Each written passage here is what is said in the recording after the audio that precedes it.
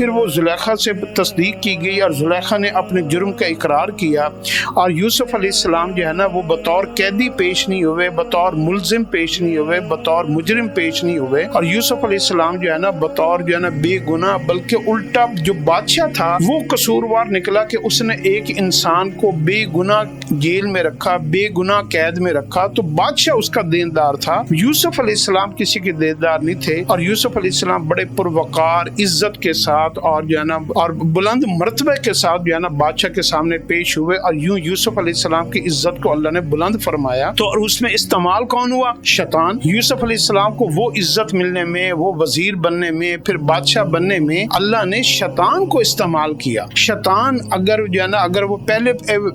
شیطان اس کو جو ہے نا یوسف علیہ السلام پہلے پیش ہو جاتے تو شاید وہ بادشاہ نہ بنتے، وزیر نہ بنتے۔ تو یہ ساری حکمتیں میرے رب کی ہیں، اس لیے کبھی کبھی اگر ہماری دعائیں قبول نہیں ہوتی یا ان میں ٹھہراؤ آتا ہے یا تھوڑی دیر تاخیر ہوتی ہے تو یہ ایک اللہ کی حکمت ہوتی ہے، اور اس کے پیچھے اللہ کی بے شمار انسان کی بھلائیاں چھپی ہوئی ہیں۔ اور ایک تو یہ وجہ آپ کو ذہن میں رکھنی چاہیے کہ ہماری دعاؤں میں تاخیر کیوں ہوتی ہے۔ دوسری بات یہ ہوتی ہے کہ کبھی کبھی ہمارے جرم، ہمارے گناہ، ہماری غلطیاں، ہماری نافرمانیاں اس قدر زیادہ ہوتی ہیں کہ ہم نے اپنے گناہوں کی وجہ سے جو ہماری اصل منزل ہے اور وہ آخرت ہے، جو جہنم سے بچ گیا وہ اصل کامیاب ہے، اور جو جنت میں چلا گیا وہ کامیاب ہے۔ جو بندہ دنیا میں ساری نعمتیں، ساری دعائیں قبول کر لے اور اس کا انجام جہنم ہو تو یہ بندہ ناکام ہے۔ تو اللہ کے ہاں انسان کی سب سے قیمتی ترین جو چیز ہے نا وہ آخرت ہے۔ انسان کے نزدیک قیمتی ترین چیز اس کی دنیا ہے۔ تو یہ ایک تو سوچ کا فرق ہے۔ تو اللہ رب العزت دیکھتا ہے کہ جب بندہ